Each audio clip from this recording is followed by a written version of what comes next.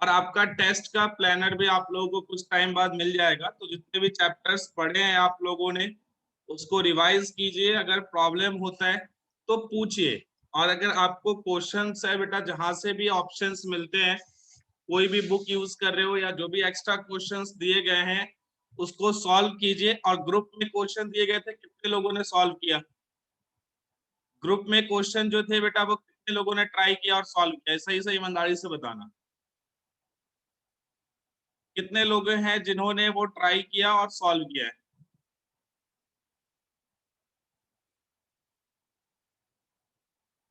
अर्पित ने किया है, ऐश्वर्या ने 100 क्वेश्चन सॉल्व किए हैं, और बाकी लोग?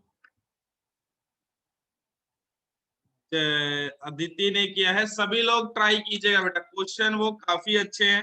अगर वो क्वेश्चन आपसे सॉल्व हो रहे हैं इसका मीनिंग है कि आप सही डायरेक्शन में काम कर रहे हो। और फर्स्ट चैप्टर ही है तो कॉन्फिडेंस आप लोग क्वेश्चन सॉल्व करके, अगर नहीं करने की कोशिश मत सोचना, उसको करना है ये सोच के उसको सॉल्व कीजिए। अगर जो डाउट होता है एक बार आप लोग जो है बेटा जिसके भी है वो अर्पित सेंड कर दीजिएगा, जो भी क्वेश्चन है स्क्रीनशॉट लीजिए उसको सेंड कीजिए, और फिर जैसे भी होगा उसको देखकर आपको उसका सॉल्यूशन बताए जाएंगे। ठीक है?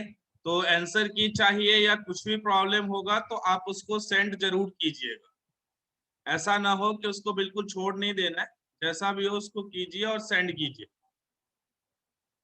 डाउट होता है, डाउट के लिए बिल्कुल बैठे हुए हैं, आप उसको सेंड कीजिए, नहीं होगा क्लासरूम में उसको आपको सॉल्व करवाएंगे। चलिए आगे बढ़ते हैं बेटा। नेक्स्ट पॉइंट जो है वो 11th होगा, और 11th में आपका जो है वो रिप्रोडक्शन है। अब दो कौन कौन से मोड ऑफ रिप्रोडक्शन होते हैं, फर्स्ट ऑफ ऑल आप लोग ये याद करके बताइए। मोड ऑफ रिप्रोडक्शन में दो मोड ऑफ रिप्रोडक्शन कौन कौन से होते हैं वो आप लोग बताइए। चलो बताओ जरा, दो मोड ऑफ रिप्रोडक्शन बताना है। यहाँ पर सेक्सुअल असेक्सुअल बताया गया आप सभी के द्वारा, और बिल्कुल सभी सही हो। तो यहाँ पर बेटा जब रिप्रोडक्शन आप देखोगे तो कोई भी ऑर्गेनिज्म है तो उसमें जो है सही है, ओम मानसी सबका सही है बेटा, कि यहाँ पर आपको कोई भी ऑर्गेनिज्म में सिर्फ आपका दो ही पॉसिबल है। या तो वहां पर मोड ऑफ रिप्रोडक्शन जो है वो असेक्सुअल होगा, या इसी में जब आप लोगे तो मोड ऑफ रिप्रोडक्शन जो है बेटा वो सेक्सुअल होगा। तो इन दोनों की पॉसिबिलिटीज हैं, सेक्सुअल और असेक्सुअल की। अब इसमें जब देखोगे तो ऑर्गेनिज्म अगर वो सेक्सुअली रिप्रोड्यूस हो रहे हैं तो आप लोगों ने इसके बहुत सारे एडवांटेजेस पढ़े थे कि वेरिएशन होगा, चांसेस ऑफ इवोल्यूशन इंक्रीज होता है। लेकिन यहाँ पर देखोगे बेटा तो सेक्सुअल रिप्रोडक्शन में दो और पॉसिबल चीजें दिखती हैं। एक जो है वो आपको सेक्सुअल डायमॉर्फिज्म है। सेक्सुअल डायमॉर्फिज्म का मीनिंग होता है कि दो ऑर्गेनिज्म जो है वो मेल और फीमेल जो है वो अलग अलग बॉडी पे रिप्रोडक्टिव सिस्टम होगा मेल और फीमेल का। लेकिन जब इसी में देखोगे तो किसी किसी ऑर्गेनिज्म में वो एक ही बॉडी पे प्रेजेंट होता है, जिसको हम लोग हर्मेफ्रोडाइट बोलते हैं।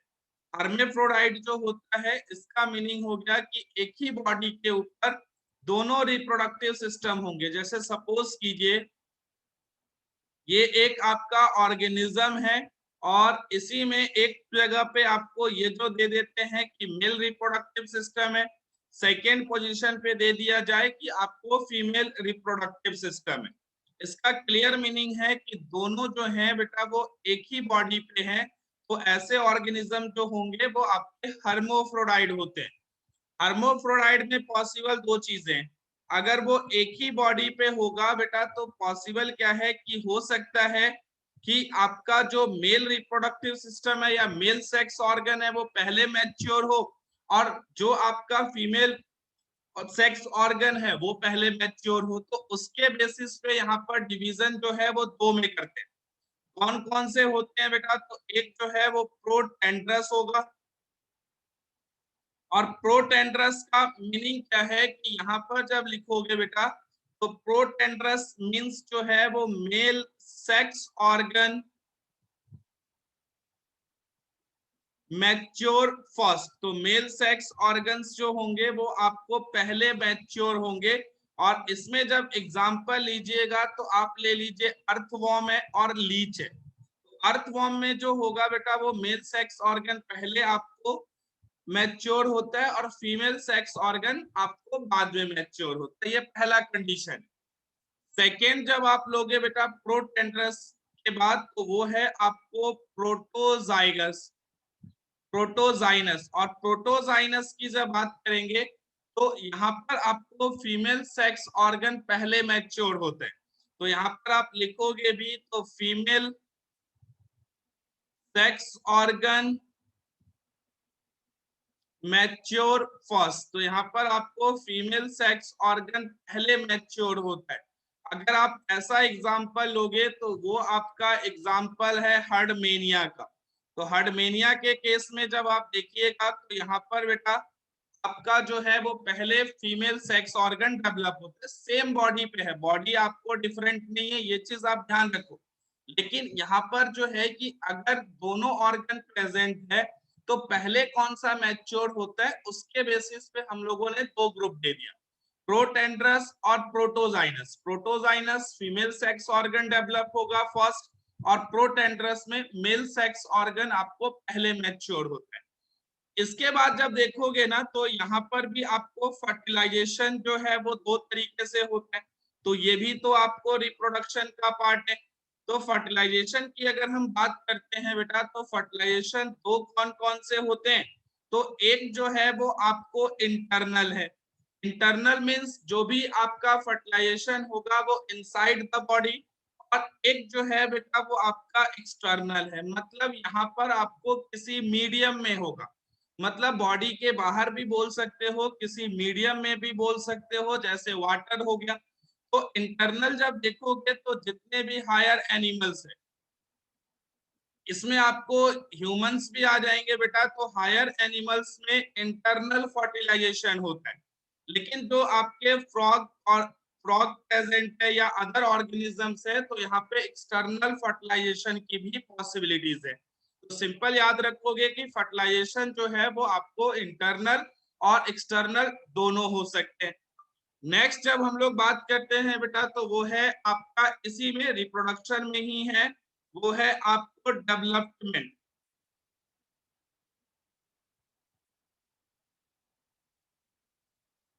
अब डेवलपमेंट की जब बात करोगे तो डेवलपमेंट जो होगा यहाँ पर आपको दो तरीके से हो सकता है। अब क्लास 8 में याद करो, और कितने लोगों को याद है कि मेटामॉर्फोसिस क्या होता है बेटा, जरा बताओ मेटामॉर्फोसिस क्या होता है, सोचो समझो और बताओ। पुरानी कहानी है ना, छोटे क्लास में पढ़ा था, क्लास 8 में, जो सीबीएसई से होंगे वो क्लास 8 में पढ़ा होगा आप लोगों ने। मेटामॉर्फोसिस क्या होता है जरा सोच के समझ के बताओ, टाइम भी दे देते हैं, चलो आंसर करना है, लेकिन जितने लोग हैं वो एक्टिव रहो बेटा। डेवलपिंग प्रोसेस ऑफ बटरफ्लाई, ये हम लोग नहीं बोल सकते, ठीक है, डेवलपमेंट बटरफ्लाई में उसी तरीके से होता है, लेकिन इसका प्रॉपर डेफिनेशन क्या है सोचिए। Conversion of larva into frog, Aishwarya ने बिल्कुल सही बोला बेटा। अब जब डेवलपमेंट होता है तो यहाँ पे अगर देखोगे तो एग है, और एग से है कि यहाँ पर एक डायरेक्ट यंग वंस के बनने के चांसेस होते हैं। तो डायरेक्ट अगर यहाँ पर यंग वंस बना तो उस केस में आप जो बोलोगे तो ये डायरेक्ट है। इसी में जब इनडायरेक्ट होगा तो इसी के बीच में जो है एक स्टेज आता है जिसको हम लोग लार्वा स्टेज बोलते हैं। तब लार्वा स्टेज जब जिसमें भी आता है बेटा वही प्रोसेस जो है वो मेटामॉर्फोसिस है। तो सिंपली जब यहाँ पर लिखोगे तो डेवलपमेंट जो है वो पॉसिबल क्या है, तो डायरेक्ट।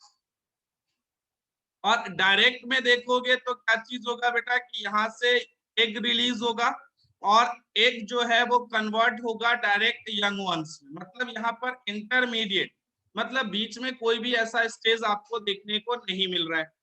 इसी में जब देखोगे बेटा तो एक जो है वो इनडायरेक्ट होता है। अब इनडायरेक्ट में जब बात करोगे तो क्या क्या होगा, अगर आप लोगों को किसी भी चीज का याद होगा, जैसे फ्रॉग का केस याद हो या बटरफ्लाई का याद हो, दिव्या ने बोला biological process of physical development of butterfly, ठीक है बेटा ये चीज आप लोगों ने एग्जाम्पल पढ़ा था। लेकिन अगर आप यहाँ पर देखोगे तो सबसे पहले एग होगा, एग जो कन्वर्ट होता है वो होता है लार्वा में, लार्वा जो कन्वर्ट होगा वो है आपको प्यूपा में, और प्यूपा जो कन्वर्ट होगा वो होगा आपको यंग वंस। तो ये जब पूरा स्टेज देखोगे तो यहाँ पे लार्वा स्टेज आपको देखने को मिलेगा। जब भी लार्वा स्टेज होगा तो डेवलपमेंट जो है वो इनडायरेक्ट है, और लार्वा स्टेज जिसमें भी आपको देखने को मिलेगा जो प्रोसेस होगा वो मेटामॉर्फोसिस होता है। तो मेटामॉर्फोसिस का मतलब सिंपली यहाँ पर लगे तो लार्वा स्टेज आता है, डेवलपमेंट इनडायरेक्ट होता है। अब मेटामॉर्फोसिस भी दो तरीके से हो सकते हैं बेटा। अब मेटामॉर्फोसिस आप समझो कि दो तरीके से क्या हो सकते हैं। अब मान लीजिए कि एक आपका लार्वा है, ठीक है, ये सपोज करो कि एक आपने सर ने ये लार्वा बनाकर दे दिया, और इस लार्वा में मान लेते हैं कि टेल है, ये आपको टेल जो है वो प्रेजेंट है। जब ये एडल्ट होगा तो हो सकता है कि ये गायब भी हो जाए, हो सकता है कि जो आपका लार्वा में कोई स्ट्रक्चर प्रेजेंट नहीं है वो आपको एडल्ट में हो सकता है। तो दोनों पॉसिबिलिटीज है, लार्वा में कोई स्ट्रक्चर है वो एडल्ट में नहीं होगा, या हो सकता है कि लार्वा में वो स्ट्रक्चर नहीं है वो एडल्ट में होगा। ये दो पॉसिबिलिटीज बन रही है। अब इन दोनों पॉसिबिलिटीज को जब आप डिवाइड करते हो तो यहाँ पर क्या दिखेगा बेटा कि जो मेटामॉर्फोसिस है वो या तो प्रोग्रेसिव होगा, तो सिंपली जब लिखोगे तो पॉसिबिलिटीज क्या है कि या तो ये प्रोग्रेसिव होगा, या इसी में जब आप देखोगे तो रेट्रोग्रेसिव होगा। अब प्रोग्रेसिव का तो मतलब आप समझ रहे हो कि अगर कोई स्ट्रक्चर लार्वा में नहीं है, आगे आपको एडल्ट्स में है तो वो प्रोग्रेसिव है। रेट्रोग्रेसिव क्या है बेटा, जब यहाँ पर देखोगे ना तो अगर मान लीजिए कि कोई स्ट्रक्चर प्रेजेंट है लार्वा में बट वो एडल्ट में नहीं है, तो ये आपका जो होगा वो रेट्रोग्रेसिव होगा। जैसे सपोज कीजिए यहाँ पर आपको टैडपोल, अब टैडपोल में जो देखोगे बेटा तो लार्वा में आपको लार्वा ही है तो यहाँ पर टेल होगा बट एडल्ट में नहीं होगा, तो ये जो है वो आपको रेट्रोग्रेसिव हो जाता है। और एग्जाम्पल जब दोगे तो ऐसा देखने को मिलेगा आपको हर्डमेनिया में। तो हर्डमेनिया में क्या चीज होगा बेटा कि लार्वा में टेल होगा बट एडल्ट में नहीं होगा, ये चीज हो गया आपको रेट्रोग्रेसिव मेटामॉर्फोसिस। और प्रोग्रेसिव का मीनिंग है एक स्टेज में नहीं है लेकिन एडल्ट स्टेज में वो स्ट्रक्चर्स प्रेजेंट हो। तो अगर इतना सबको क्लियर है बेटा तो लिख लीजिए, अगर नहीं है तो आप पूछ लीजिए। चलिए इतना आप लोग लिखिए फटाफट, अगर लगे तो पूछिए।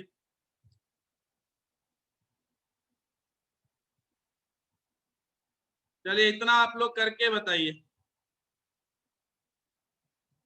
इतना करके आप लोग बताइए, अगर लगे प्रॉब्लम है बेटा तो पूछिए। अदिति, दोनों, ऐश्वर्या, लगभग लोग आए हैं, एक बच्चा अब्सेंट है, नेहा नहीं दिख रही है। नेहा तो शायद नहीं है आज। ओम है, पीयूष है, प्रणाली, सत्यजीत और यादनिक। बेटा क्लियर है आपको? यादनिक, श्रुति बेटा आप नए हो क्या? श्रुति आपने लेटेस्ट में लास्ट लाइन का मतलब बेटा यहाँ पे पीयूष की, देखो सबसे पहले ये मान लो कि कोई भी एक ऑर्गेनिज्म है, ठीक है, ओके चलिए बेटा।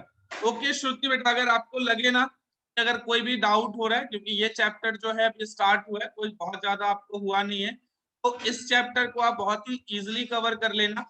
अगर इसके बाद पहले जो है एक चैप्टर पढ़ाया गया है वो है डाइजेशन और एब्जॉर्प्शन, वो आपको मैं करवा दूंगा, ठीक है। तो उस चैप्टर के लिए आपको टेंशन नहीं लेना है, ये चैप्टर बहुत ज्यादा अभी हुआ ही नहीं है, तो ये थोड़ा सा फोकस करना। अगर प्रॉब्लम लगे तो ग्रुप में नंबर है उसको लेकर एक बार आप बात कर लीजिएगा, सारे कंसेप्ट क्लियर हो जाएंगे। और जिसको मिलना वगैरह भी होगा बेटा अगर टीचर से पर्टिकुलर, तो आप आके मिल भी सकते हो, क्योंकि अभी जो है वो फिर से आप लोगों के जलगांव में वो डेल्टा प्लस के केसेस फिर से आने लग गए हैं, तो कंफ्यूजन बहुत ज्यादा है, गवर्नमेंट का कोई गाइडलाइन आ नहीं रहा है। ये सब सुना होगा ना, डेल्टा प्लस का केसेस आ रहे हैं आपके जलगांव में, डिस्ट्रिक्ट में आ रहे हैं, जलगांव में सिटी में कहीं नहीं है। ये शायद यहाँ से 60-70 किलोमीटर दूर है, वहां पर आया होगा, जगह का नाम आप लोगों को ज्यादा अच्छे से मालूम होगा। सुना है कि नहीं सुना कि जलगांव में डेल्टा प्लस के केसेस आ गए?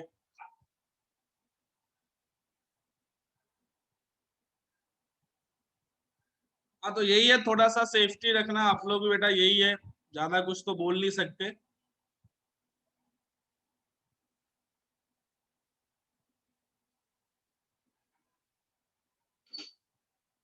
तो थोड़ा सा सेफ्टी रखो। और श्रुति बेटा आपको जैसा मैंने बोला वैसा ही कीजिएगा।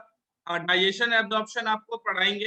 ये चैप्टर जो है सिर्फ आपको यही करना है कि इसको थोड़ा सा कंटिन्यू करोगे। अगर नहीं होगा, अगर इसमें भी अगर प्रॉब्लम होगा तो इसको जो है वो अभी शॉर्ट करके आपको इस चैप्टर में कंटिन्यू करवाएंगे, ठीक है।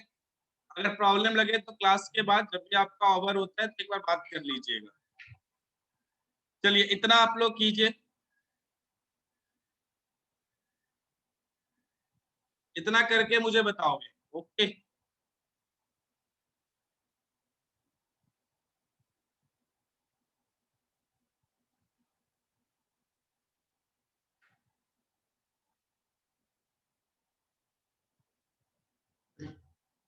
लास्ट लाइन का मतलब यही है ना बेटा, ये वाला पीयूष जहां पे मैंने अभी ये किया टिक मार्क, यही है ना, ओके। रेट्रोग्रेसिव का मतलब क्या है वो समझिए। जैसे एक लार्वा स्टेज किसी में भी एग है और एक के बाद जो है वो कन्वर्ट होना चाहिए एडल्ट में। तो डेवलपमेंट तो अगर एक से वो डायरेक्ट एडल्ट में हुआ तो डायरेक्ट है। बट मेटामॉर्फोसिस में क्या बोलते हैं कि यहाँ पर एक इंटरमीडिएट स्टेज आ जाता है। जैसे एग है और एग के बाद लार्वा है। लार्वा में भी बहुत सारे नाम होते हैं बेटा, ये ध्यान रखो, सिर्फ एक ही लार्वा नहीं होता है, लार्वा के भी डिफरेंट नेम होते हैं। अब एग है, लार्वा है, और मान लीजिए कि इसके बाद ये कन्वर्ट हुआ एडल्ट में। अब लार्वा में क्या प्रेजेंट है बेटा, वो टेल प्रेजेंट है। लेकिन एडल्ट में जो है ना वो टेल आपको अब्सेंट है। तो डेवलपमेंट में देखोगे तो क्या देखने को मिला कि मेटामॉर्फोसिस तो हो रहा है, इंटरमीडिएट आपको फॉर्म हो रहा है स्ट्रक्चर, बट टेल जो है वो गायब है। क्योंकि टेल लार्वा में था लेकिन टेल जो है वो एडल्ट में नहीं है। तो ऐसे जब भी मेटामॉर्फोसिस होगा मतलब एक स्ट्रक्चर लार्वा में प्रेजेंट है लेकिन एडल्ट में नहीं होगा, तो ऐसे को हम लोग जो बोलते हैं वो रेट्रोग्रेसिव मेटामॉर्फोसिस बोला जाता है। तो ये क्लियर रही, क्लियर हुआ पीयूष?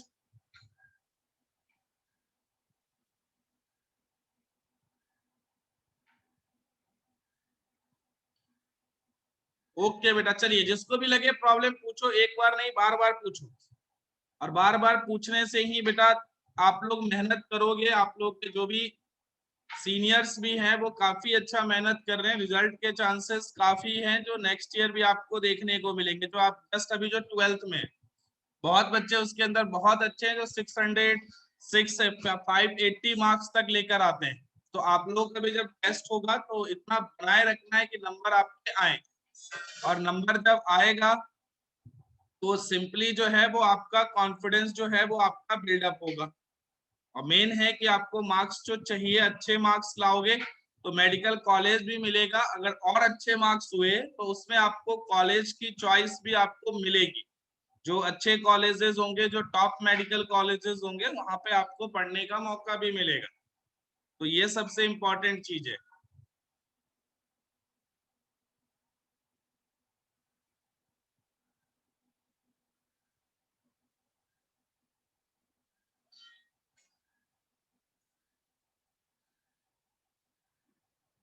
चलिए बच्चों के मैसेज आए हैं, कंप्लीट ऐश्वर्या का हो गया, बाकी लोग बताइए बेटा करके।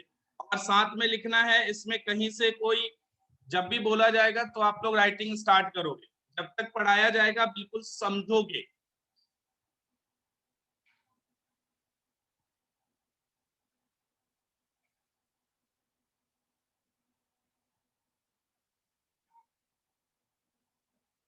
ओके ऐश्वर्या का हो गया है, बाकी लोग बताओगे बेटा तो आगे बढ़ेंगे, ठीक है।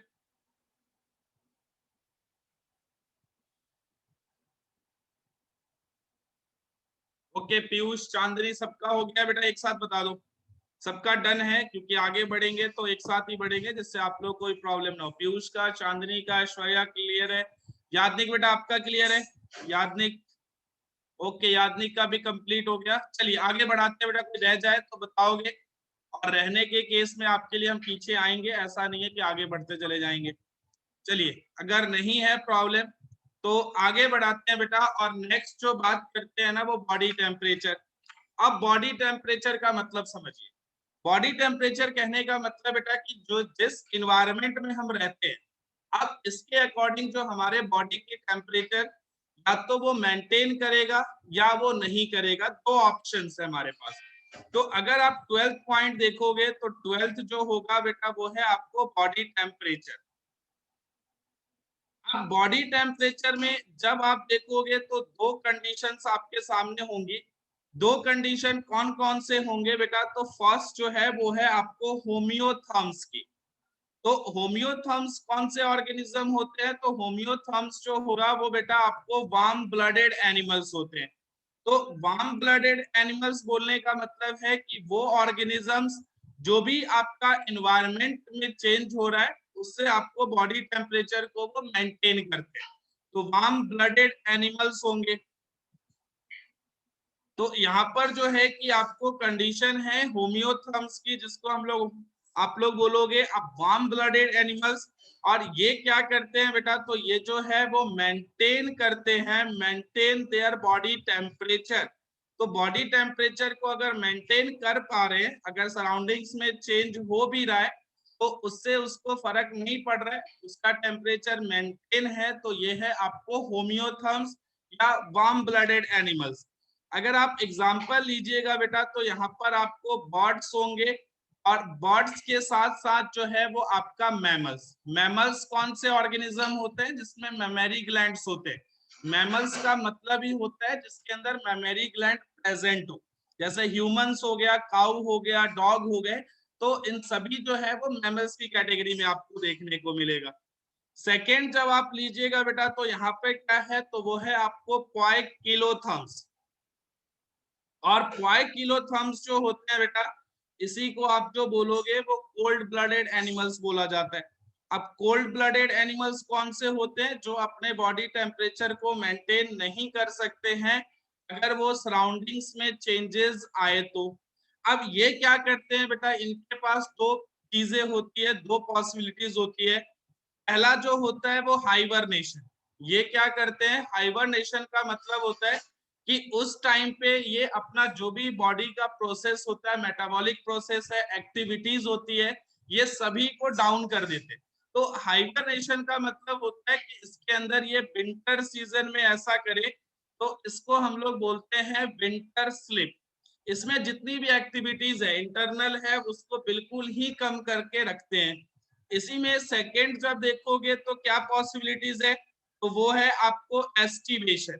और एस्टिवेशन का मतलब होता है कि ये ऑर्गेनिजम्स जो हैं सेम काम करेंगे, लेकिन किस सीजन में करेंगे? तो ये करेंगे आपको समर में, तो जिसको हम लोग बोलते हैं समर स्लिप।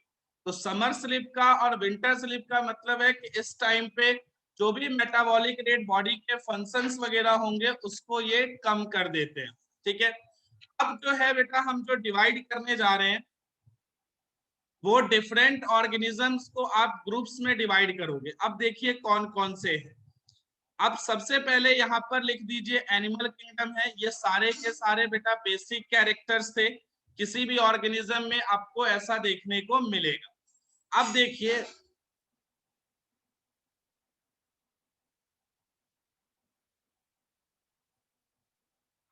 बेटा यहाँ पर एनिमल्स जो है वो कितने में डिवाइड होते हैं। सबसे फर्स्ट जब डिवीजन देखोगे ना तो ये जो डिवीजन का बेसिस होगा वो नोटोकॉर्ड, या नोटोकॉर्ड प्रेजेंट है या नोटोकॉर्ड अब्सेंट है। तो जितने भी नोटोकॉर्ड अगर जहां पर अब्सेंट होगा उसको हम लोग बोलते हैं नॉन कॉर्डेट्स। तो नॉन कॉर्डेट्स मीन सिंपली याद रखोगे यहाँ पर आपको नोटोकॉर्ड अब्सेंट होगा, तो सिंपली लिखेंगे तो यहाँ पर क्या हुआ? Notochord absent. अब नोटोकॉर्ड अब्सेंट जो है बेटा वो किस किस फाइलम में होता है? तो वो आपको टोटल है 10।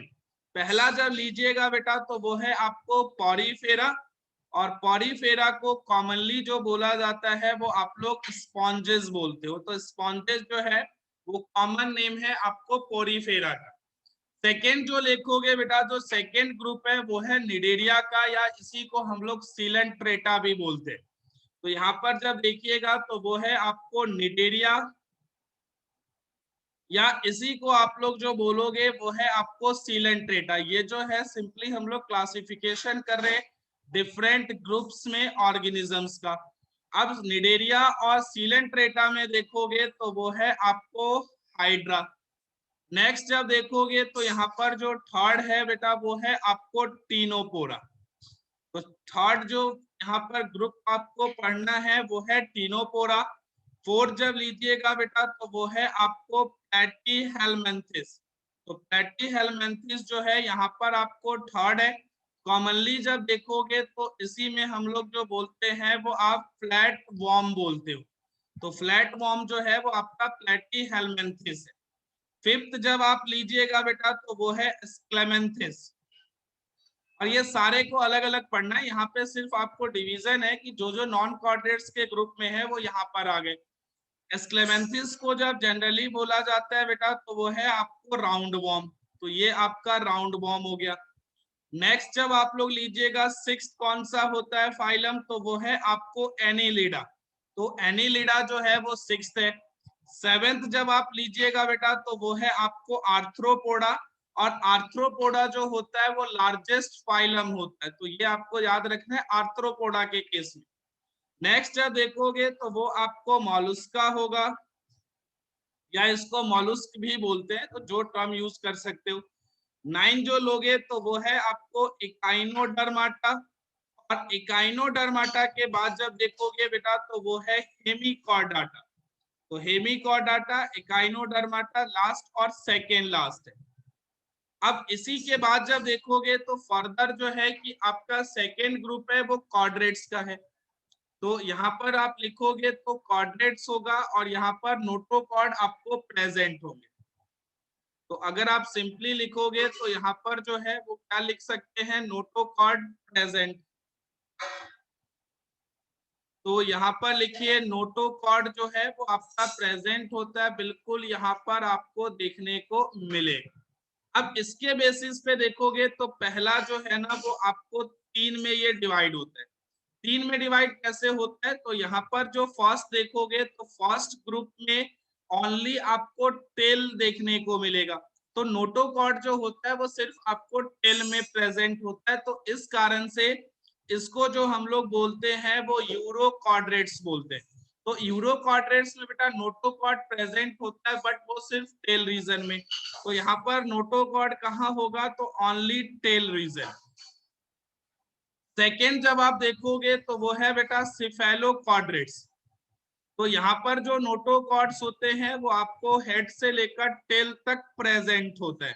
तो यहाँ पर जब आप लिखोगे कहाँ से कहाँ तक है, तो वो आपको हेड से लेकर टेल तक आपको नोटोकॉर्ड प्रेजेंट होगा। थर्ड जब आप लोग लिखोगे बेटा तो वो है आपको वर्टिब्रेटा आता है।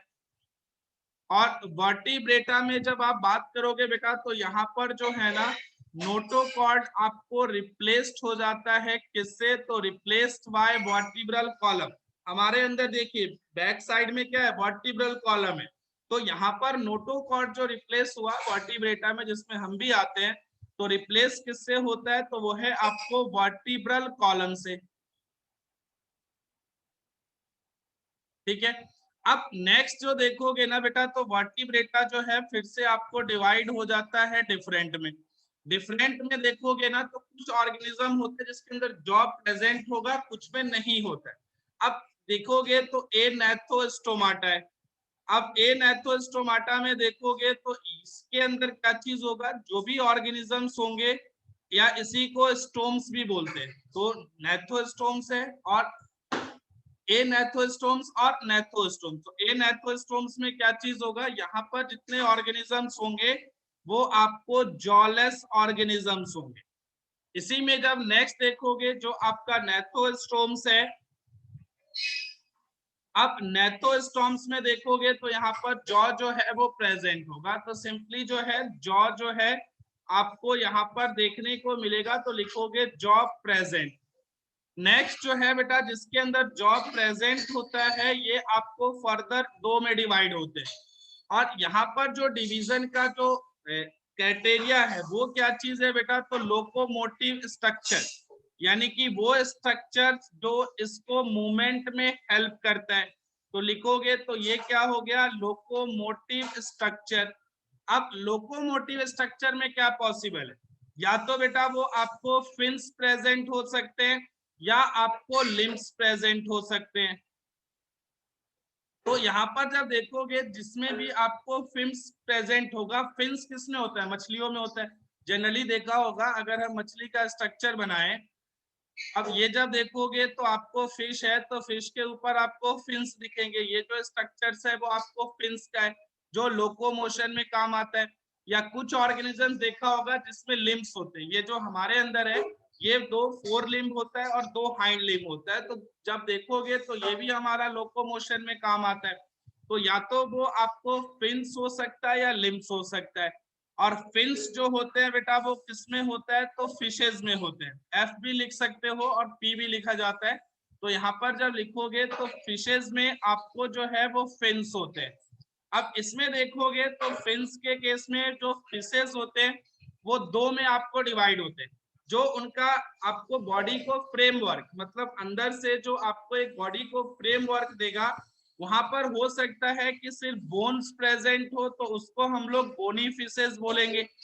या हो सकता है कि वहां पर कार्टिलेज प्रेजेंट हो। जब कार्टिलेज प्रेजेंट होगा तब क्या बोल सकते हो? कार्टिलेजिनस फिशेज होते हैं। तो ये दो किसके ऊपर आपको डिवाइड किया गया है? तो सिंपली है कि बॉडी के अंदर से हमारे में देखो, ये देखोगे तो हड्डी है ना, बोन्स है। इसका काम क्या है? अगर इसको निकाल दो तो आपके बॉडी को फ्रेमवर्क प्रोवाइड नहीं करेगी। तो इसके अंदर जो फिशेज है वो सेम थिंग है। अगर बोन्स है तो बोनी फिशेज, कार्टिलेज है तो कार्टिलेजिनस फिशेज बोलते हैं। अब लिम्स में देखोगे ना तो चार होते हैं। दो देखोगे हमारे अंदर तो फोर है, हाथ वाला, और दो पैर वाला है तो चार है। तो यहाँ पर जो लिम्स में देखते हैं ना तो अगर है तो इसको हम लोग टेट्रापोडा बोलते हैं। टेट्रा का मतलब चार है और लिम्स चार है तो टेट्रापोडा जोड़ दोगे। इसमें भी देखोगे बेटा तो फिर जो है ना यहाँ पर आपको डिफरेंट कैटेगरीज होती है। चार में ये डिवाइड हो जाते हैं आपके। और ये जो चार हैं वो कौन कौन से होते हैं? तो यहाँ पर होगा आपको एम्फीबिया। एम्फीबिया का मतलब है जो वाटर में भी रहता है और जो टेरेस्ट्रियल भी है, दोनों जगह। नेक्स्ट जो देखोगे तो रेप्टिलिया। रेप्टिलिया का मतलब जो आपको क्रॉल करके चल सकता है वो है। नेक्स्ट जो देखोगे तो एप्स है। और लास्ट जो देखोगे तो वो कैटेगरी है आपको मैमेलिया की। मैमेलिया का मतलब हो गया जिसके अंदर मेमोरी ग्लैंड प्रेजेंट होता है, मिल्क का प्रोडक्शन हो सकता है। बाकी में ऐसा बिल्कुल भी नहीं होता है। तो इतना क्लियर है। तो फर्स्ट ऑफ ऑल आप लोग यहाँ से लिखिए बेटा। और यहाँ पे आपको जनरल कैरेक्टर्स भी एंड हो जाता है। और यहीं से आपका जो है अब नेक्स्ट जो स्टार्ट होगा वो होगा आपको फाइलम्स। तो ये आप लोग कर लीजिए पहले।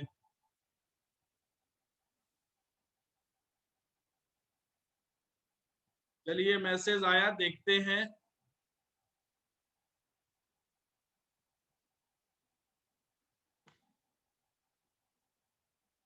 जी।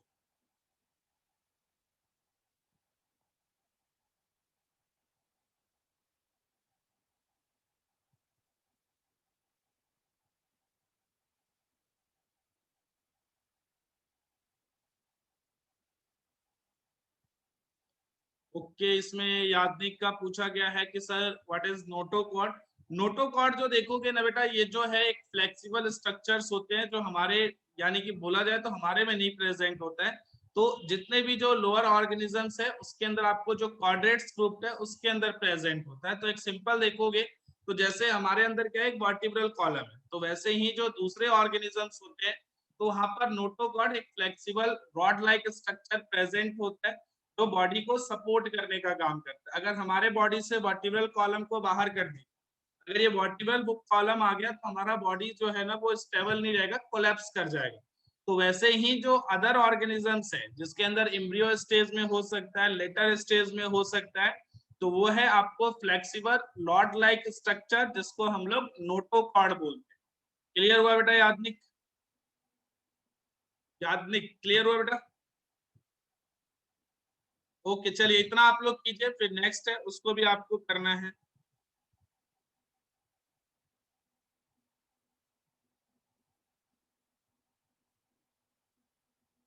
और जिसको भी प्रॉब्लम लगे बेटा बिल्कुल पूछ लीजिए, ऐसा कहीं से नहीं है कि आपको नहीं बताया जाएगा।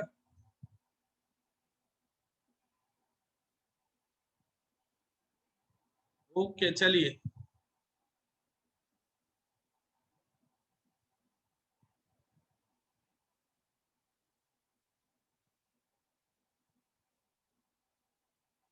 एक सेकेंड में पानी पी लेता हूँ, तब तक बेटा कीजिए इसको फटाफट। पानी।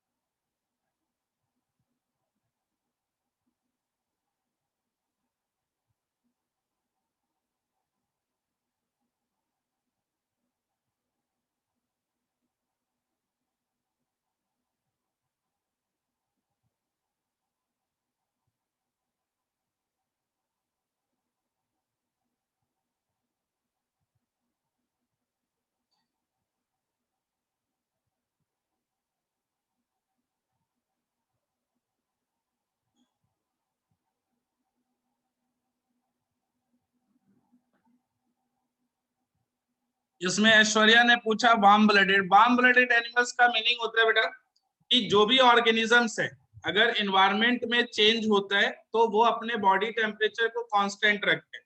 हमारा बॉडी टेम्परेचर कितना होता है, अगर हम कभी भी मेजर करें तो हमारा बॉडी टेम्परेचर कितना होता है, ये सोच के बताइए सभी लोग। 37 डिग्री सेल्सियस, बिल्कुल करेक्ट है।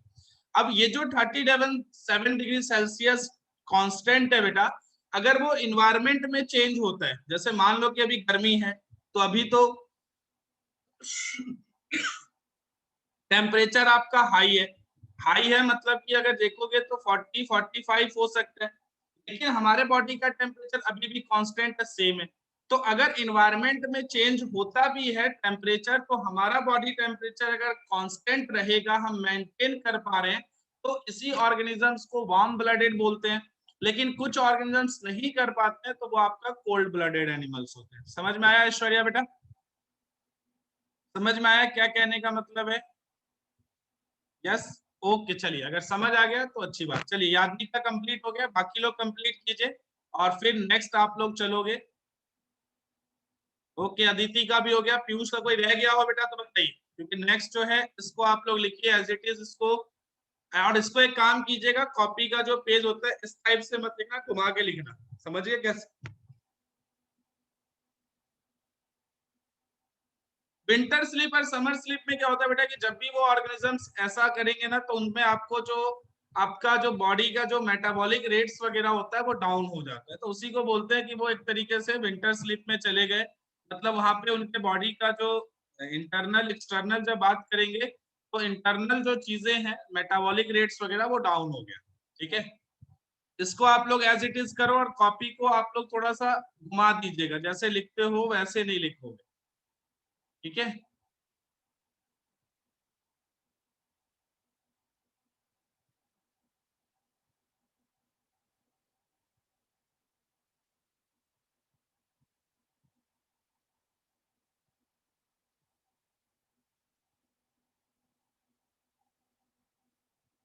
विंटर स्लिप, और एक चीज और भी है कि जब देखोगे तो जब भी ये विंटर स्लिप की बात कर रहे हैं या समर स्लिप, तो इस टाइम पे आप देखोगे तो जो भी ऑर्गेनिजम्स होते हैं वो खाना पीना या जो भी एक्टिविटीज होती है, हार्ट रेट हो गया, ब्रीदिंग हो गया, वो सारे के सारे जो है ना वो आपको डाउन हो जाते हैं। तो ये भी आपको लिख सकते हो यहाँ पे।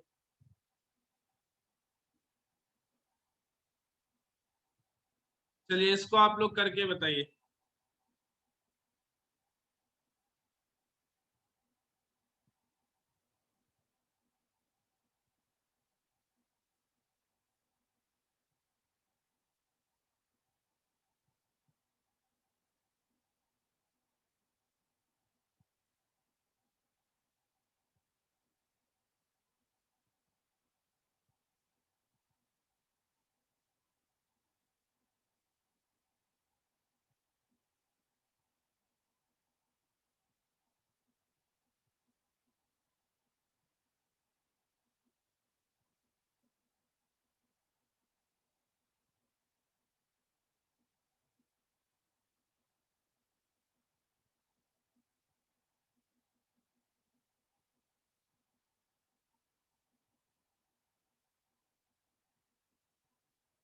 चलिए बेटा इसको करके बताइएगा, फिर आगे बढ़ेंगे। और पहला आपका जो है, यहाँ से आपको फाइलम भी हम लोग स्टार्ट करेंगे।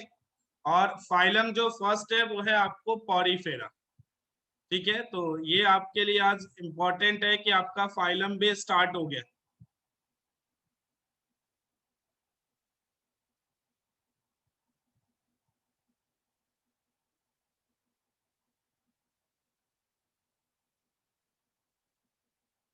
और इसको करके सभी लोग बताएंगे। सबका क्लियर तो है ना बेटा? इसमें शीतल, श्रेयस, श्रुति, बेटा आपको कुछ समझ आया? श्रुति, आपको कुछ समझ आया? क्लियर हो रहा है बेटा? ए, ओके, चलिए, वेरी गुड बेटा। आपने कब एडमिशन लिया बेटा श्रुति? आप कब से क्लास कर रहे हो? जॉब प्रेजेंट के बाद क्या लिखा है? एक सेकेंड सर, चैप्टर कौन सा? चैप्टर नंबर सेकेंड ही चला रहे बेटा। ये जॉब प्रेजेंट है, अब्सेंट है, ये जो है ना वो लोकोमोटिव स्ट्रक्चर है। लोकोमोटिव स्ट्रक्चर का मीनिंग है जो लोकोमोशन में काम है, तो लोकोमोटिव स्ट्रक्चर जोड़ दीजिए। ओके, ये सेकेंड चैप्टर है। फर्स्ट चैप्टर जो हम लोगों ने पढ़ा था वो था आपको डाइजेशन एंड एब्जॉर्प्शन। और सेकेंड जो है वो ये एनिमल किंगडम का है, फर्स्ट यूनिट का चैप्टर है जो स्टार्ट किया गया है। ठीक है, तो आपका जो है वो ज्यादा कुछ छूटा भी नहीं, और कराएंगे। ये सबसे बड़ी बात है कि आपका होगा जो भी आपको एक चैप्टर रह गया। और आप कहाँ से हो बेटा? जलगांव से हो या जलगांव के बाहर से हो? ये बहुत बच्चे हमारे हैं जलगांव से सर। ओके, कौन से स्कूल में थे? पोद्दार में? कौन से स्कूल में थे आप? English medium, Atre? आत्रे का नाम सुना है मैंने, Atre English medium school. Okay, चलिए इतना करके सभी लोग आराम से बताओ। और पहला जो है हम लोग बात करेंगे वो है पॉरीफेरा की, और ये फर्स्ट आपको फाइलम भी होगा।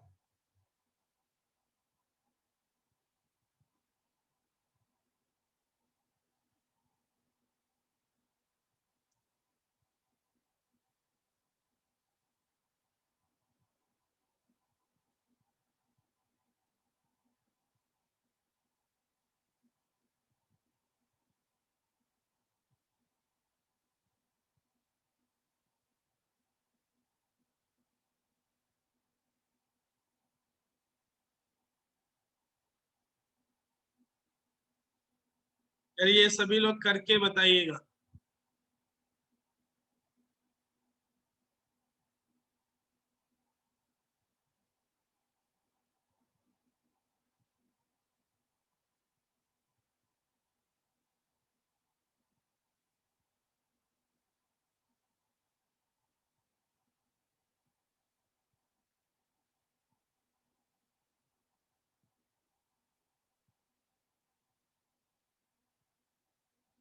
लास्ट वर्ड जो है बेटा मैमेलिया है। ये वाला जो वर्ड है ना, ये आपको मैमेलिया है, जो एक ग्रुप ही है। और इसके अंदर वो ऑर्गेनिजम्स आते हैं जिसके अंदर आपको मेमोरी ग्लैंड प्रेजेंट होते हैं, जो मिल्क का प्रोडक्शन कर सकते हैं। वो ऑर्गेनिजम्स जो है वो मैमल्स कहलाते हैं, और ग्रुप जो है वो मैमेलिया होता है। ठीक है, is the last word.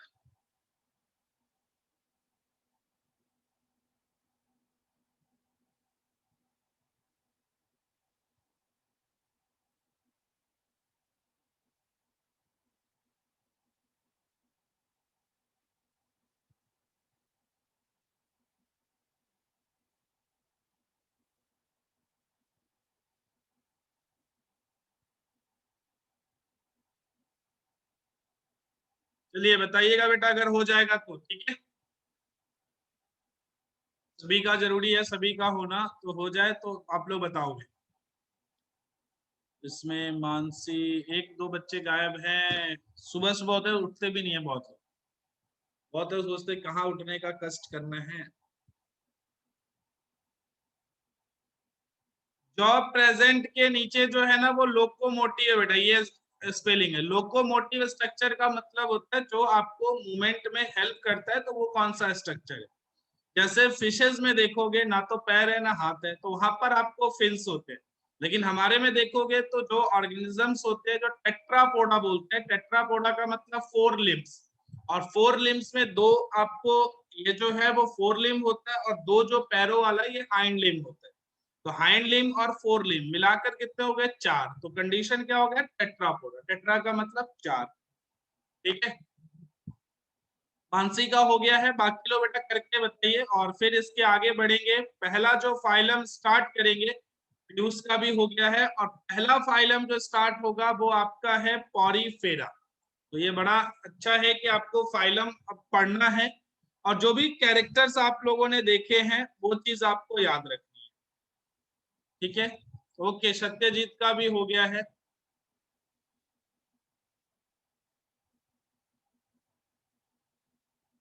Okay, बाकी लोग कीजिए बेटा।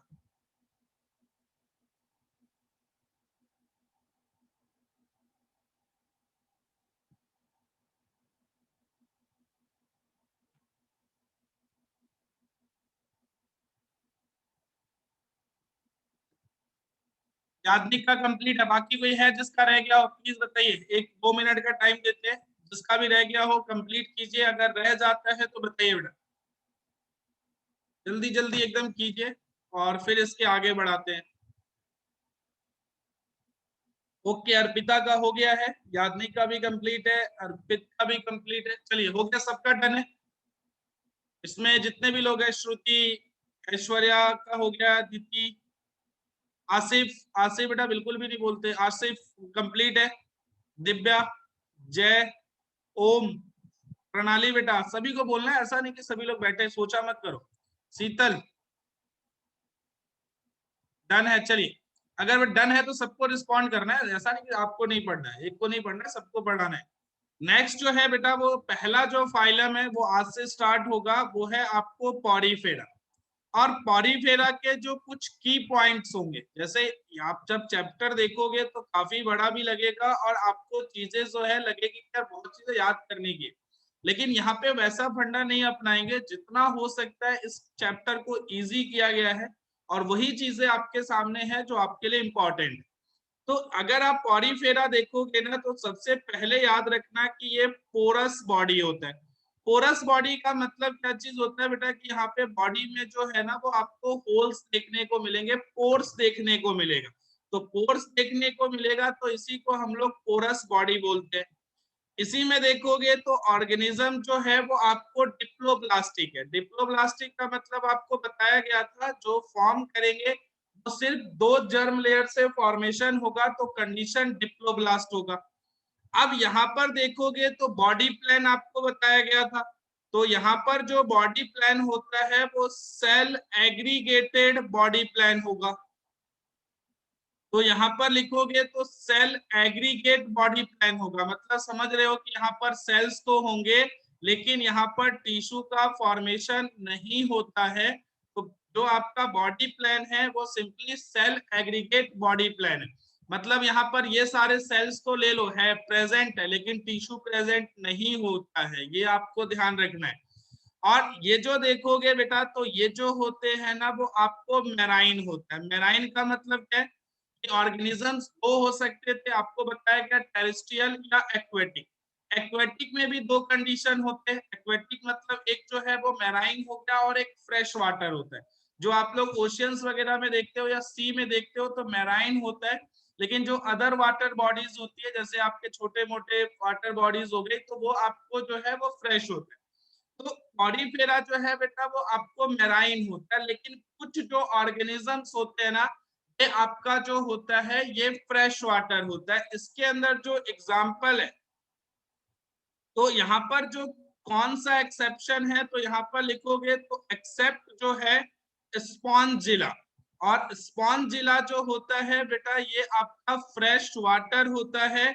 और हमेशा याद रखना बेटा स्पॉन्जिला का एग्जाम्पल जो है आपके लिए काफी इंपॉर्टेंट है, क्योंकि क्वेश्चन जो है यहाँ से आपको आता है कि फ्रेश वाटर जो पॉरीफेरा है वो कौन है, तो सिंपली जब लिखोगे तो सर वो जो है आपका स्पॉन्जिला है। तो स्पॉन्जिला आपको फ्रेश वाटर है, बाकी जो है वो मैराइन होता है। अब नेक्स्ट देखोगे तो ये जो ऑर्गेनिजम्स होते हैं ये आपको हर्मेफ्रोडाइट होता है, ये चीज आप ध्यान रखना है। हर्मेफ्रोडाइट का मतलब समझ ही चुके हो कि एक ही बॉडी पे दोनों रिप्रोडक्टिव सिस्टम अगर ऑर्गन प्रेजेंट है तो वो हर्मेफ्रोडाइट्स। अब अगर यहाँ पर हम इसका डायग्राम बनाते हैं कि ऑर्गेनिज्म कैसा होगा, तो कुछ जो देखोगे तो इस तरीके का आपको ऑर्गेनिज्म होता है। और ये जो अटैच होता है नीचे पे आपको किसी भी सबस्ट्रेटम से अटैच हो सकता है। सबस्ट्रेटम बोलने का मतलब प्लेस वेयर ऑर्गेनिज्म अटैच, तो जहां पे अटैच होगा उसी को सबस्ट्रेटम बोलते हैं। अब ये जो देखोगे बेटा तो आपको क्या बोला गया, जब ओवरव्यू देख रहे हो तो ऐसा ऑर्गेनिज्म, लेकिन हमने बोला कि ये पोरस बॉडी है। तो यहाँ पर ओपनिंग भी आपको कितनी दिख रही है, तो एक दिख रही है। तो ओपनिंग में भी आपको बोला गया था कि दो हो सकते हैं या एक हो सकता है। तो पॉरीफेरा में ओपनिंग कितना है, तो एक है। अब यहाँ पर देखिए, जब पोरस बॉडी का फायदा क्या है बेटा, जब ये ऑर्गेनिज्म लोगे तो कुछ इस तरीके का आपको देखने को अपीयर हो सकता है। अब देखिए यहाँ पर आपको क्लियर जो गैप्स दिख रहे हैं ना, यही जो है वो आपको पोर्स होते हैं। तो यहाँ पर आपको पोर्स जो है वो बड़ा क्लियर दिख रहा है।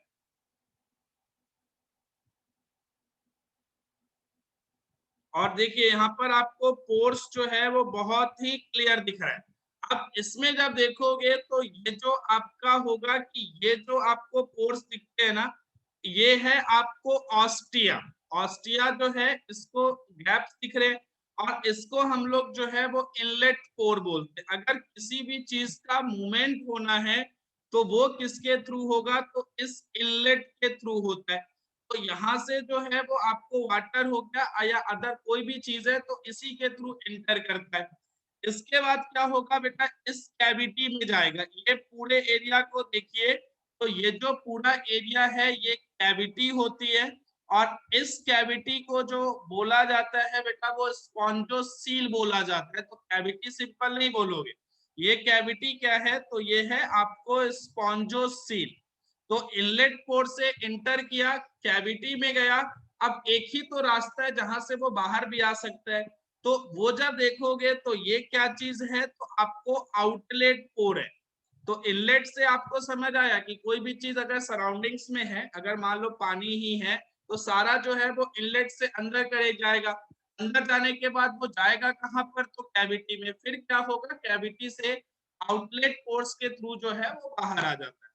अब इसमें जब देखोगे जो आउटलेट पोर होता है इसको हम लोग ऑस्कुलम बोलते हैं। तो ऑस्कुलम जो है, यहाँ पर जो ओपनिंग आपको दिखती है सिंगल ओपनिंग जो आउटलेट पोर है, वही आपको यहाँ पर जो दिखेगा वो सिंपली आपको आउट ऑस्कुलम होता है। अब यहाँ पर देखिए बेटा, जब ये देख रहे हो ना जो आपका ये लेयर्स है, तो ऐसे ही सिंपल लेयर नहीं होता, इस लेयर में भी थोड़ा सा मॉडिफाई कर देते हैं। जब लेयर देखोगे जहां पे इनलेट पोर्ट था उसके आजू बाजू में देखिए, यहाँ पर कुछ इस तरीके का स्ट्रक्चर अपीयर होगा। अब इस तरीके का स्ट्रक्चर मतलब ये सिंपल आपको स्ट्रक्चर देखने को मिल रहा है।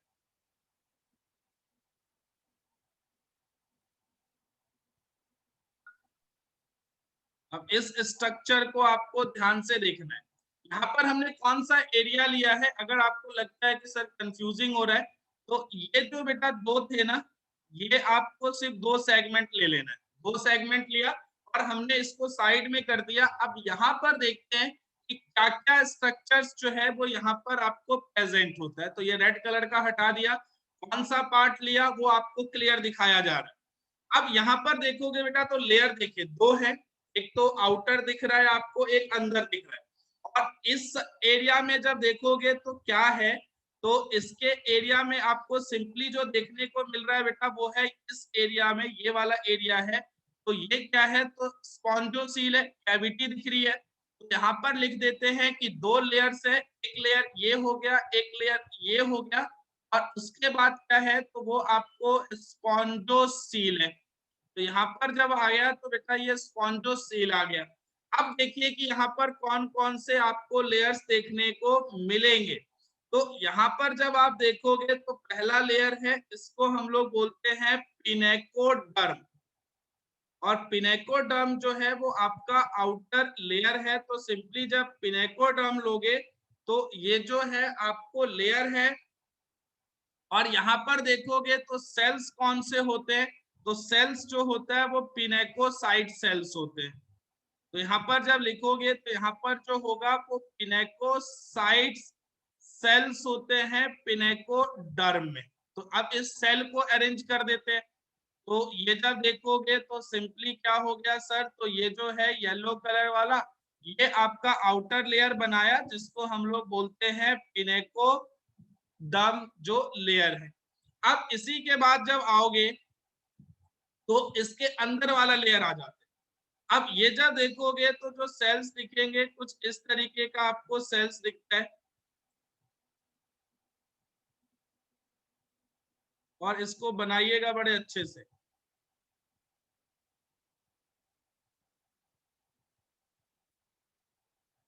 डायग्राम पे फोकस रखिएगा बेटा, डायग्राम जो है यहाँ पे बहुत इंपॉर्टेंट है बायो के अंदर। तो ये जब देखोगे तो ये जो लेयर्स हो गया, ये हो गया आपको कोएनोडर्म। तो लिखोगे तो कोएनोडर्म जो है ये आपको इनर लेयर हो गया। तो दो लेयर हो गए, पिनेकोडर्म और कोएनोडर्म। तो कोएनोडर्म जो है वो अंदर वाला, पिनेकोडर्म जो है वो बाहर वाला। इसके बाद जब देखोगे बेटा तो ये जो आपको दिख रहे हैं ना, ये जो ओपनिंग्स दिख रही है ये क्या है, तो आपको पोर सेल्स होते हैं। ठीक है, तो पोर सेल्स जो होता है ये आपका जो है जो ओपनिंग्स है जो दिख रही है ऊपर वो है। अब इसके बाद देखोगे तो और क्या प्रेजेंट होता है, तो इनमें जो आपको देखने को मिलेगा ना, ये जो आपके बाकी एरियाज है दोनों लेयर्स के बीच में, इसको हम लोग जो बोलते हैं बेटा ये है आपको मीसोगीलिया। और मीसोगीलिया जो होता है बेटा ये बना किस चीज से होता है, तो इसके अंदर वाटर होता है और आपको फाइबर होता है। फाइबर में कौन सा होता है, तो आपको कोलेजन होता है। तो फाइबर दो होते हैं, इलास्टिन होता है और कोलेजन होता है। ये दोनों जब आप लोगों ने 9th में पढ़ा होगा तब आया जरूर होगा। यहाँ पर आपको कोलेजन फाइबर्स होते हैं। इसी में जब आप देखोगे बेटा तो कुछ जो है ना यहाँ पर आपको इनरेगुलर सेल्स दिखेंगे, तो ये सभी जगह दिखेगा। तो यहाँ पर जब आप देख रहे हो तो ये क्या चीज है, आपको इनरेगुलर सेल्स है। तो यहाँ पर आप लिखेंगे तो ये जो है वो आपका इनरेगुलर सेल्स है। और ये क्या चीज होता है बेटा, तो एम्यूबोसाइट्स होते हैं। तो सेल का नाम क्या है, तो एम्यूबोसाइट्स होते हैं। और सिक्रीट क्या करते हैं बेटा, तो कोलेजन और डिफेंस में काम आता है। तो एम्यूबोसाइट्स जो इररेगुलर सेल्स है, लिखोगे फंक्शन क्या है, तो सिक्रीट करेगा कोलेजन का और साथ में जो हेल्प करेगा डिफेंस ईटीसी। तो इनका जो काम है वो डिफेंस में और कोलेजन के सिक्रीशन में होता है, ये ध्यान रखोगे। इसके अलावा जब देखिएगा बेटा तो इस एरिया में यहाँ पर भी और यहाँ पर भी वो जो आपको रेड कलर से दिख रहे हैं बने हुए, ये जो होते हैं बेटा ये फाइबर होता है। और इस फाइबर को हम लोग बोलते हैं स्पॉन्जिन फाइबर। और ये जो कंप्लीट स्ट्रक्चर बनता है यही है आपको जो दोनों लेयर्स है, जो हमने पहले ये दोनों लेयर्स लिए, ये आपको इनर और आउटर, और बीच में क्या होता है वो सब कुछ आपको इस डायग्राम में दिखाया गया है। तो एज इट इज जो है इसको आप लोग ड्रॉ कीजिए, और फिर कुछ इसी के पॉइंट्स पे आपको आगे चलना है। तो पहले जो है इतना क्लियर है सभी को, ये बताइए बेटा यहाँ तक क्लियर है सभी को। इसमें सबका मैसेज आना चाहिए बेटा, एक एक सबका आना चाहिए। 19 प्रेजेंट हो, 19 के 19 आने चाहिए। 3 का आया, बाकी लोग का है 3 लोगों का आया। बाकी लोग इस बार जगो। 4 काउंट भी कर दे, 5 6 पढ़ाइए, नंबर 7 8 9 10 सबका आना चाहिए सभी जगह। 11 12 हो गए, 13 हो गए, एक का वो है तो 40। चलिए इतना आप लोग कीजिए फटाफट, इतना करके बताइए, और फिर इसके आगे कुछ और पॉइंट्स आपको लेकर चलते हैं जो इसी के हैं, पॉरीफेरा के ही हैं अभी। चलिए इतना कीजिए आप लोग,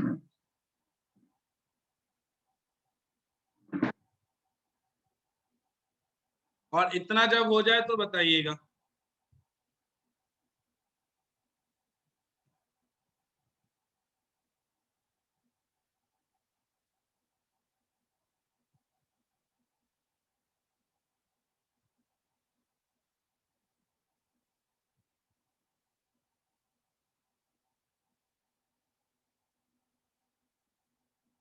ओके बेटा, चलिए सभी लोग कीजिए और करके बताइए।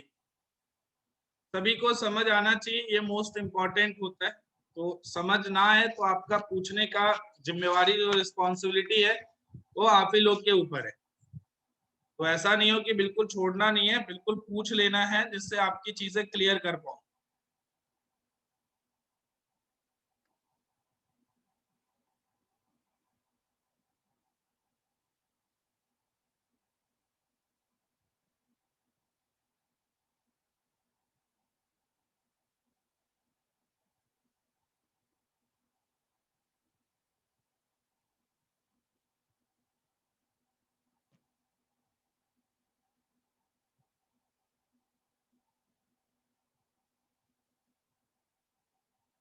आउटलेट है बेटा, ओ यू टी है, आउटलेट। आउट है, ओ यू टी होगा, आउटलेट पोर होता है, ओ यू टी।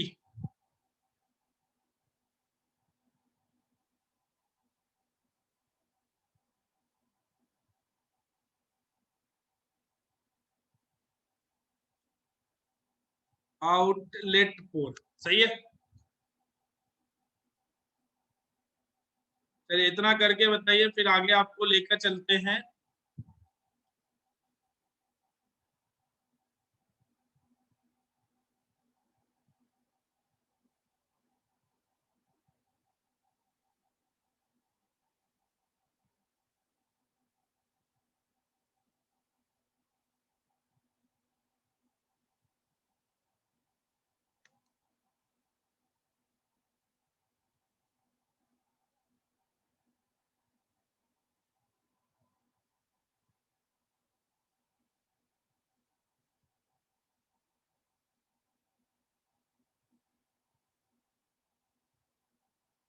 होता चला जाए तो बेटा बताइएगा आप लोग, ठीक है। और फिर एक साथ आगे बढ़ना है।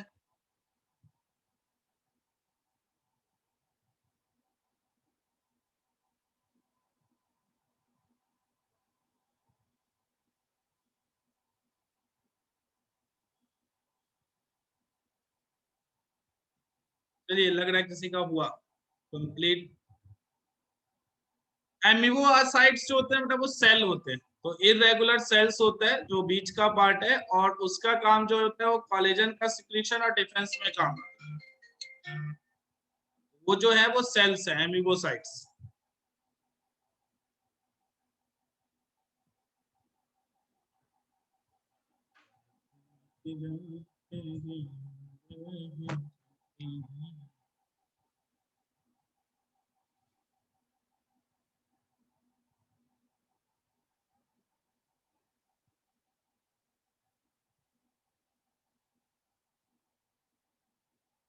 कीजिए फटाफट कीजिए बेटा, जोर शोर से।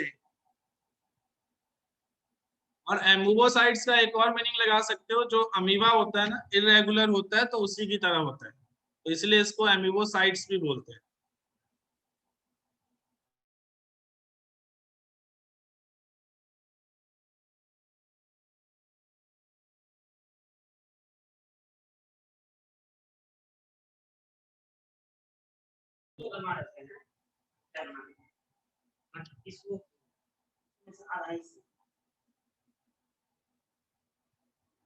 आपकी क्लास कितने बजे है? कौन सी में? जे 11th है, 12th? नहीं नहीं करो, इसको करके बताइए बेटा फटाफट। 12th नीट में किसकी क्लास थी? अभिषेक द्विवेदी।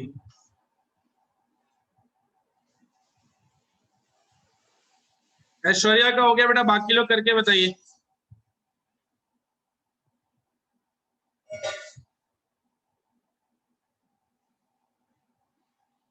ओके, आशिफ का डन है, दिव्या का भी हो गया है। कोई ऐसा है बेटा जिसका रह गया हो, ये बताइए आप लोग। ओके बेटा, पीयूष कर लीजिए, आराम से कीजिए, जिसको भी टाइम लगता है।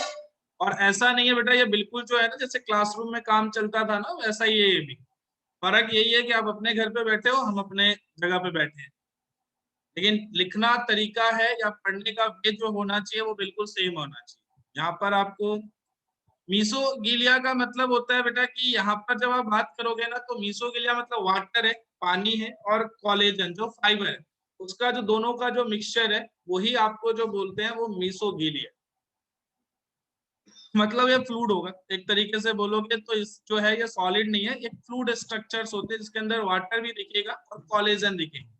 और कोलेजन जो होता है बेटा ऐश्वर्या वो फाइबर्स में आता है। जैसे आप लोगों ने 9th में पढ़ा होगा टिश्यू, तो इलास्टिन होता है और कोलेजन, ये दो फाइबर्स होते हैं, तो उसमें से एक जो है यहाँ पर कोलेजन प्रेजेंट है।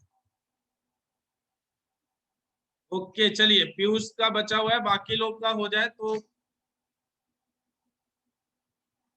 बेटा देखिए ऑफलाइन क्लासेस दिव्या बिल्कुल होगा, ऐसा नहीं है कि क्लास ऑफलाइन नहीं होगा, बिल्कुल होगा। लेकिन आया शायद आप लोगों ने सुना भी होगा कि अभी ये डेल्टा प्लस के केसेस आए, तो थोड़ा सा जो है वो जुलाई में चांसेस है कि फर्स्ट वीक ऑफ जुलाई या थोड़ा टाइम लेके वो ओपन करे। क्योंकि कंडीशन ऐसी है कि गवर्नमेंट देखिए आपके ऊपर कभी रिस्क नहीं लेगा। और जैसा बताया जा रहा है, जो स्टडी जो भी रिसर्च कर रहे हैं उनका ये मानना है कि जो ये थर्ड वेव होगा स्पेशली जो होते हैं वो बच्चों के लिए, तो उस बच्चों के ग्रुप में आप लोग का भी एक पार्ट हो, तो अगर किसी को कुछ होता है तो ना तो गवर्नमेंट रिस्क ले सकती है और आपके फैमिली मेंबर्स भी रिस्क नहीं ले सकते हैं। लेकिन वो जल्दी होगा, ये तो हमने भी उम्मीदें हैं। जैसे ही गवर्नमेंट का नोटिफिकेशन आएगा वो आपसे पहले हम लोग बोलेंगे कि आप लोग आना स्टार्ट कर दो। डाउट सेशन के लिए जिसको मिलना होगा या जिसको टीचर से कंसर्न करना होगा तो आप आके मिलो, थोड़ा सा घर से बाहर निकलो। काफी टाइम से आप लोग भी घर पे हो, तो एकदम से आप घर पे मत बैठो। लास्ट ईयर भी सेम चीज था और अभी भी हाफ जो है वो ईयर निकल चुका है, 6th मंथ चल रहा है, तो 6th में मतलब 12 में से हाफ तो गया।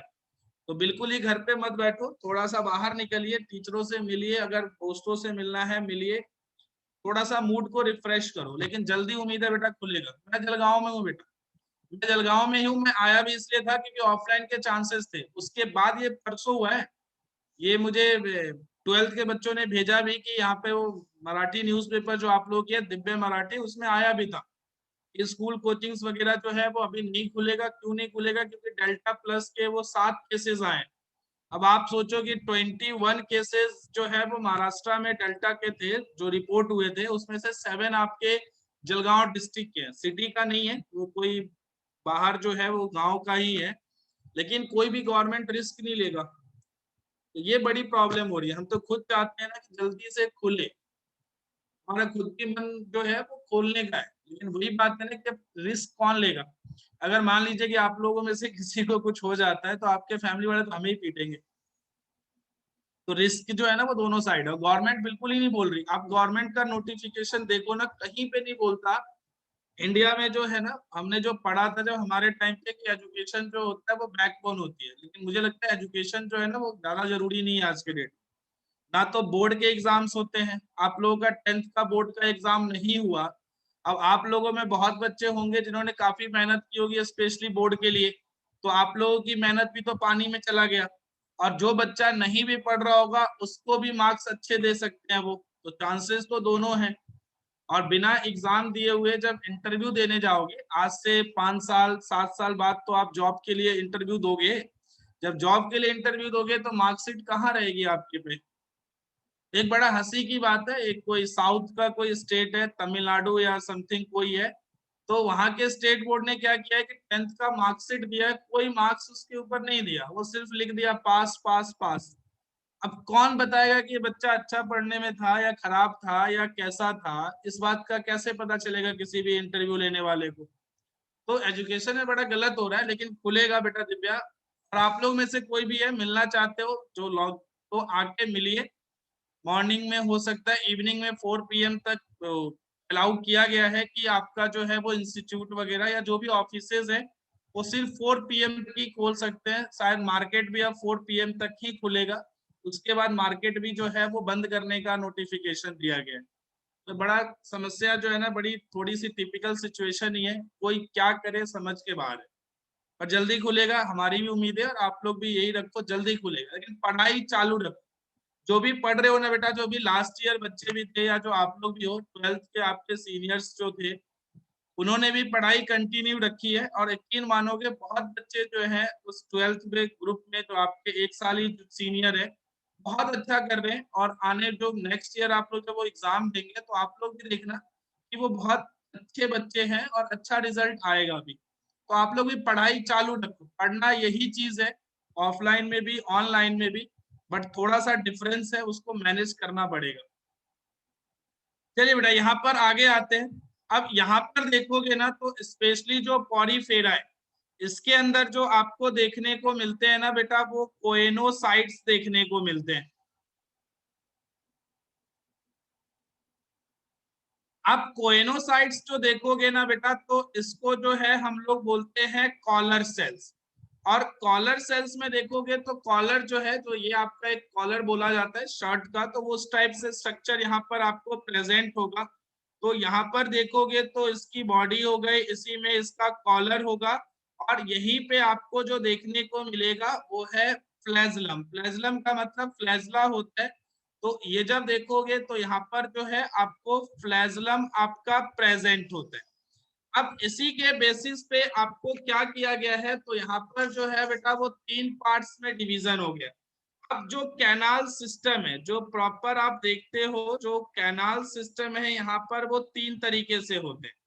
अब 3 में कौन कौन से टाइप्स है तो वो जब अगर पहले लिख दो तो पहला जो होता है बेटा वो स्कॉन टाइप है। तो स्कॉन टाइप जो है वो आपका फर्स्ट होता है। सेकेंड जब लिखोगे तो आपका जो है वो साइकोन टाइप होता है। और थर्ड जो देखोगे ना तो वो आपको ल्यूकोन टाइप है। ये आपको सिर्फ जो डिवीजन किया गया है ना ये कोइनोसाइट्स कहाँ प्रेजेंट है उसके बेसिस पे ये आपको डिवाइड किया गया है। तो सिंपल आप लोग समझिए। अब इसमें जब देखोगे तो होगा क्या चीज की जो आपका लेयर है, अब स्कॉन टाइप है तो स्कॉन टाइप में क्या चीज होगा तो कोएनोसाइट्स जो होते हैं ये सिंपली आप लोग लिखा जाए फिर डायग्राम बनाया जाएगा और डायग्राम में आप जो है वो डायग्राम ड्रॉ नहीं करोगे। तो यहाँ पर जो कोएनोसाइट्स होते हैं ना ये किसको लाइंड करते हैं तो ये जो करेंगे बेटा वो स्पॉन्जोसील को करते हैं। तो ये स्पॉन्जोसील को लाइन करेगा। साइकोन टाइप में देखोगे तो यहाँ पर जो ये कोएनोसाइट्स है जो कॉलर सेल है ये किसको लाइंड करेगा तो लाइंड करेगा बेटा रेडियल कैनाल को, या इसी को हम लोग जो बोलते हैं ये जो प्रेजेंट होगा ऑल ओवर बॉडी होगी। तो ऑल ओवर बॉडी भी यहाँ पर आप बोल सकते हो। नेक्स्ट जो देखोगे जो ल्यूकोन टाइप होता है यहाँ पर जो कोएनोसाइट्स होते हैं ये जो होता है वो आपको लाइंड होता है फ्लैजलेटेड चैम्बर से। तो यहाँ पर सिर्फ जो है वो फ्लैजला जो है फ्लैजलेटेड चैम्बर से आपको अटैच दिखेंगे। अब डायग्राम के थ्रू समझो, डायग्राम ड्रॉ नहीं करना ये मैं आपको पहले बता देता हूँ। अगर मान लो कि एक हमने स्पॉन्ज ले लिया, ये ठीक है, ये एक स्पॉन्ज ले लेते हैं। अब ये जो देखोगे तो आपको कैनाल है। अब पहला जो है वो कौन सा टाइप का तो ये जो है वो स्पॉन टाइप है। तो ये जो लाइन होगा वो किससे होगा तो ये जो एरिया है वो आपका क्या चीज है तो स्पॉन्जोसील है। तो यहाँ पर आपको ये स्पॉन्जोसील से लाइंड होता है। तो स्पॉन्जोसील से जब लाइंड होगा तो इसी को जो हम लोग बोलते हैं वो स्पॉन टाइप बोलेंगे। अब इसी में देखोगे तो रेडियल कैनाल कुछ जो होंगे ऑर्गेनिज्म आपको इस तरीके का भी प्रेजेंट होगा इस ग्रुप में। तो यहाँ पर जब आप देखोगे ये ज्यादा डायग्राम आपको बनाना नहीं है तो इसको ओवरऑल समझने के लिए यूज कीजिए। और ये जो आपको रेडियल कैनाल्स है ये वाले जो रेडियल कैनाल्स आपको दिखेंगे अगर वो यहाँ पर लाइंड है तो ये जो हो गया वो आपका साइकोन टाइप हो गया। एग्जाम्पल सभी के अलग होते हैं लेकिन आपको एग्जाम्पल पे फोकस नहीं करना है। इसी के बाद जब देखोगे तो आपको जो है वो फ्लैजलेटेड है। तो ये जो आपको दिखेगा ना वो पूरे बॉडी पे आपको देखने को मिले। जैसे एक डायग्राम बना दिया हम लोगों ने, ये कैविटी बना दी और यहाँ पर हर जगह आपको देखने को मिलेगा फ्लैजलेटेड चैम्बर से। तो ये जो होता है वो सिंपली जब बात करोगे तो ये ल्यूकोन टाइप। तो यहाँ पर 3 होते हैं, तीनों के आपको सिर्फ बेसिक चीजें याद करनी है कि कैनाल सिस्टम में 3 होगा। डिवीजन किसके बेसिस पे है तो यहाँ पर कोइनोसाइट्स जो कॉलर सेल्स है वो किस रीजन में प्रेजेंट है सिर्फ उसके बेसिस पे आप लोगों ने यहाँ पर डिवाइड कर दिया। अब नेक्स्ट जो देखोगे इसी के अंदर तो नेक्स्ट पार्ट जो आता है बेटा वो इंडोस्केलेटन। अब इंडोस्केलेटन क्या होता है ये समझिए। इंडोस्केलेटन का मीनिंग है कि हमारे बॉडी में अंदर से रह के कौन सा जो चीजें हैं, कौन सा स्ट्रक्चर है या क्या है जो फ्रेमवर्क प्रोवाइड कर रहा है। तो यहाँ पर जब देखोगे तो लास्ट डायग्राम पे आ जाते हैं, तो यहाँ पर आपको जो देखने को मिलेगा वो होंगे आपको स्पाइकुल्स। तो अगर आपको यहाँ पर स्पाइकुल्स नहीं दिखेंगे तो यहाँ पर आप जो है वो पहले बना दीजिए स्पाइकुल्स। तो ये जो होते हैं बेटा, ये सिंपली जब लिखोगे तो ये है आपको स्पाइकुल्स। तो यहाँ पे लिख भी दीजिएगा वहीं के अंदर स्ट्रक्चर बना के। लेकिन जो इंडोस्केलेटन में जब बात करोगे तो पहला जो स्ट्रक्चर होता है वो आपको स्पाइकुल्स होते हैं। और स्पाइकुल्स भी देखोगे ना तो दो से बने हो सकते हैं। पहला जो देखोगे तो यहाँ पर CaCO3 है, मतलब कैल्शियम कार्बोनेट का बना हो सकता है, या इसी में जब देखोगे तो आपको सिलिसिक एसिड का बना हो सकता है। तो स्पाइकुल्स भी जो है वो आपको दो तरीके से होते हैं। इसी में जो नेक्स्ट देखोगे तो जो आपको फ्रेमवर्क प्रोवाइड करता है, इसी के अंदर है आपको फाइबर्स होते हैं। और वो जो फाइबर है वो स्पॉन्जिन फाइबर होता है। तो सिंपली जब लिखोगे तो यहाँ पे फाइबर कौन सा है, तो स्पॉन्जिन फाइबर है। अब स्पॉन्जिन फाइबर लोगे तो यहाँ पर सिंपली जो है ये बना होता है वो प्रोटीन से होता है, वो है आपको स्पॉन्जिन प्रोटीन। तो स्पॉन्जिन फाइबर तो होता है लेकिन बना किस चीज से है, तो प्रोटीन से, तो वो है स्पॉन्जिन प्रोटीन। अब यहीं पर जो नेक्स्ट पॉइंट डिस्कस करोगे, एक तो डिस्कशन हो ही जाएगा, यहाँ पर न्यूट्रिशन होता है और मोड ऑफ डाइजेशन। तो न्यूट्रिशन जब यहाँ पर देखोगे तो आपका होलोजोइक होता है। होलोजोइक का आपको याद होगा, होलोजोइक में हम उसी को बोलते हैं जहां पर आपको फूड सॉलिड या लिक्विड हो और पांचवें स्टेप को फॉलो करता है। तो nutrition and mode of digestion, जब इसमें जब देखिएगा तो न्यूट्रिशन जो होगा बेटा, जो पॉरीफेरा होता है यहाँ पर होलोजोइक होगा, और जो डाइजेशन होता है वो इंट्रासेलुलर होता है, मतलब इनसाइड द सेल जो है आपको डाइजेशन देखने को मिलेगा। हमारा बॉडी है, आप लोगों ने क्लास 10th में भी पढ़ा, सेल्स में डाइजेशन नहीं होता है। डाइजेशन के लिए क्या है, स्टोमक है, तो सेल के बाहर एक कैविटी हो या कोई भी एरिया है जहां पर डाइजेशन हो रहा है। लेकिन जब इंट्रासेलुलर बोलते हैं तो वो सेल के अंदर जाकर वहां पर डाइजेशन होगा, जैसे अमीबा में देखा था आप लोगों ने। तो पॉरीफेरा में क्या है कि यहाँ पर आपको इंट्रासेलुलर डाइजेशन है। इतना जो है बेटा वो आप लोग यहीं पे उसी के नीचे पॉइंट्स बनाकर लिख दीजिए, और फिर इसके बाद कुछ इसी के नेक्स्ट पॉइंट में डिस्कस करेंगे। तो इतना जो है फर्स्ट ऑफ ऑल आप लोग कीजिए, इतना आप लोग फटाफट कर लीजिए बेटा। मैसेज आया। ये ल्यूकोन टाइप जो होता है ना बेटा, ये जो आपका जहां पर ये कोइनोसाइट्स प्रेजेंट होता है उसके बेसिस पे। तो ये जो आपको दिखाया गया कि फ्लैजेटेड चैम्बर्स में होता है, तो ये जो है वो ल्यूकोन टाइप कैनाल होता है जो बॉडी के ऊपर आपको स्ट्रक्चर देखने को मिलेगा। इसको आप लोग फटाफट कीजिए।